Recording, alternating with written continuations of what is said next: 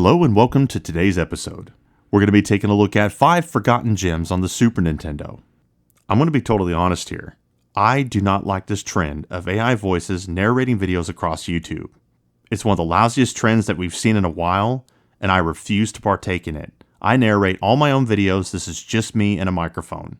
So if you want more honest and organic and authentic videos, please subscribe to my channel, hit that notification bell, and the like button to help me with the algorithm. And please comment on the video. I read every comment and I reply to most of them. I really appreciate you watching, and let's get started. Beginning our list, we're taking a look at The Magical Quest, starring Mickey Mouse. Developed by Capcom, published by Capcom, Nintendo, and Disney Interactive. Now you're probably wondering, how is a Mickey Mouse game any sort of gem? Oh, this one is, especially since it's a Capcom game. If you like Capcom games, particularly the likes of Mega Man X, which this shares some DNA with, we'll get to that in a minute, you're going to get a kick out of this. Visually, the game holds up really well, colorful graphics with nice animations. The sound here is really nice, good sound effects, awesome soundtrack. The game looks and sounds great. The controls here, while mostly solid, are a little bit floaty, and Mickey Mouse himself is a little on the slower side because there's no sprint button, although you do sprint when you go downhill. All of these things you get used to. It's not perfect, but it's more than playable. Some of the things that this shares DNA with the likes of Mega Man X and other Capcom games are its features, bosses, and level design. One of the main features includes the ability to change your outfit. You have 4 different outfits to choose from. Your default outfit, which enables you to grab and throw items and enemies. Your magician outfit that enables you to shoot magic and breathe underwater with its finite magic on the lower right corner of the screen. The firefighter outfit that enables you to push around large objects and put out fires, also with your finite tank of water. And finally, the mountain climber gear that expands your traversal options as well as another way to grab items. Once you obtain the 3 additional outfits that you get throughout the campaign, you're able to then switch between all of them on the fly. What I really like about this game that's similar to Mega Man is how it rewards you for using your head and coming up with different ways to explore the environments, take on enemies, and fight the bosses with all of your different abilities. The bosses here are quite fun and not overly difficult like other Capcom games, but the level design is where this really shines. There are missable secrets throughout the maps, and it really does benefit you to go find them all. Large hearts that expand your health, secret rooms full of coins that are your currency, and the door to the secret shop where you're able to take that currency and buy premium items. 3 in particular that half your magic consumption, half your water consumption, and expand your health further. When you combine fun boss battles, colorful graphics, enjoyable soundtrack, good level design, Magical Quest is simply an enjoyable Super Nintendo experience. For me, it's very nostalgic. I've been playing this since I was a kid. If you love old school Capcom games from the 16-bit era, you can't go wrong with Magical Quest. I highly recommend it. Up next, we have Pirates of Dark Water, developed and published by Sunsoft. Based off the Saturday morning cartoon, Pirates of Dark Water is a side-scrolling beat-em-up the likes of Final Fight. So if you love that sort of genre, you're going to be right at home here. You have 3 main characters to choose from. Tula, who's the most agile of the group with her dagger and has a really nice special attack. Ren, who's the balance of the bunch with his broken sword. And Ayaz, who's the heavier hitting, slower moving character. His big sword is really awesome. While the moveset is not as in-depth as the likes of Streets of Rage, like I said before, it's very much like Final Fight. You have your standing combo, your grappling and throwing, your area of effect attack, which like I said, Tula has the best. But you also have a weapon swinging attack. While Tula and Ren's are fine, because any single strike from your weapon knocks the enemy down and does a lot of damage, Ayaz is clearly the best. His big sword is great. But that's what's interesting, each character has their strengths. So it's actually fun to play it over and over again, trying the different characters and figure out which one works for you. The graphics here are very nice, lots of detail and animation and color. The sound effects are fine, the voice samples are good, the soundtrack is actually quite good. But what it boils down to is how good does it feel as a beat 'em up? That's where this shines. It feels really solid. Very satisfying combos. Your hits land. The controls are tight. This is a really solid beat 'em up. Because not all beat 'em ups are created equal. Not everything is Final Fight or Streets of Rage. Or even Batman Returns, future video. But this is really solid. I really enjoyed this game. Taking on tons of enemies, fighting bosses, working through levels, having a challenge, you name it, it's all here. So if you're a fan of Pirates of Dark Water, the Saturday morning cartoon, you're a fan of side-scrolling beat-em-ups, particularly Final Fight, there's a lot to bite off and chew here. You're going to have a good time. So Pirates of Dark Water, highly recommended on the Super Nintendo. You should definitely check it out if you can. Up next, we're looking at Super Baseball 2020. The Super NES port was done by Monolith Core and released by Trade West.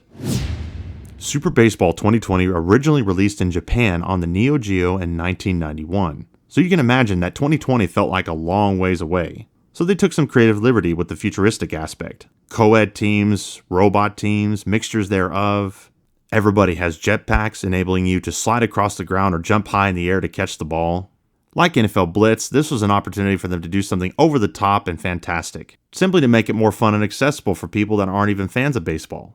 Graphically, the game looks great on Super Nintendo, colorful, well animated. It pushes the Super Nintendo quite a bit. Now, it may not have as much animation as the Neo Geo or even Genesis versions, but it holds up quite well. Where the Super Nintendo is my favorite is the sound and music, particularly the music. Also, I like the fact that the Super Nintendo version has a lack of landmines. Throughout the other versions, they have landmines in the field, which are kind of annoying to navigate and deal with.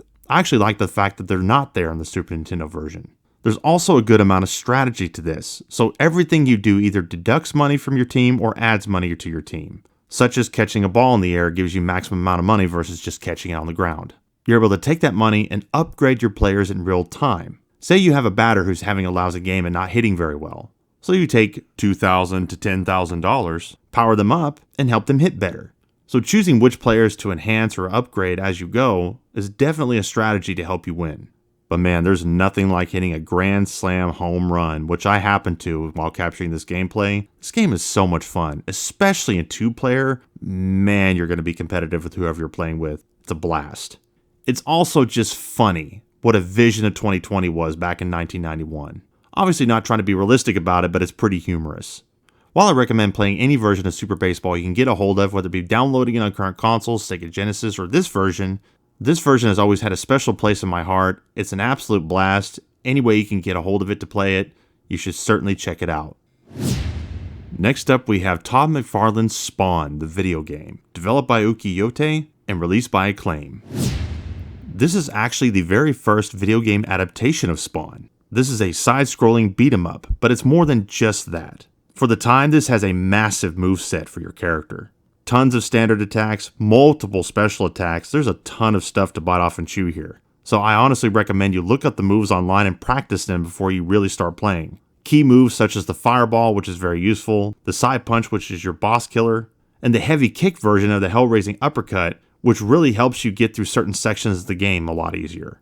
Because this is Spawn, your powers are limited. That little 9,099 number on the top of your screen, you want to pay close attention to that because that is finite magic. As soon as it runs out, it's game over. Instead of continues, it's based on your magic level. Every time you die, it uses a little bit of it. Every time you do a magic attack, it uses a little bit of it. So you do want to use your standard attacks as much as you can, and you want to use your special attacks sparingly. But that's the big part of the strategy of the game. And that's what also makes it very tough. This game is absolutely brutal. But man, the music, the atmosphere, the graphics, this just drips with atmosphere. Some of the best on the Super Nintendo.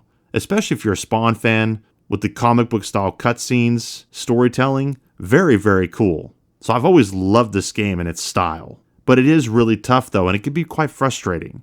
While it's worth doing everything you can to get through, and mastering the moves to help you do it, it's actually crazy how each and every magic attack you use chips away at determining if you can make it to the end or not. So it's pretty wild. But that's why I recommend this. It may not be perfect, but it's a crazy game that's worth checking out, especially if you're a Spawn fan. And finally, we have Taz-Mania, developed by Visual Concepts and released by Sunsoft. Now, the goal of the game is rather simple. Playing as Taz, you eat the set number of yellow kiwi birds before the time runs out. That's pretty much it. But there's a lot of obstacles along the way. You do have a health bar, you can only crash and get hit so many times. You eat other birds to extend the time, heal yourself. And as the game progresses, and which there's quite a variety of levels in this, you have more obstacles coming your way, more things to crash into you and crush you, squish you, which is where it gets pretty funny. The animation here is actually very good and expressive. From a technical aspect, this game is very impressive. The scrolling streets and backgrounds are really fast and clean, even better than the likes of Road Rash. The animations are great, the music is great, the sound effects are really solid. This is a very impressive game. And it is quite enjoyable, while challenging though. It is pretty punishing. But I've always enjoyed this game since I was a kid. At the very least, it is a technical showcase for the Super Nintendo, surprisingly. Honestly, if you and friends were to take turns playing this, having laughs, see who could get the furthest, there's a lot of fun to be had here. I've always liked this game, especially if you grew up with it. It's very nostalgic, so if you want something interesting to check out that really kind of pushes the envelope of visuals on the Super Nintendo, this is one of them, and it's worth checking out. So that was 5 forgotten gems on the Super Nintendo. I hope you enjoyed the video. Thank you for tuning in. Please like and subscribe. I really appreciate it. Have a wonderful day.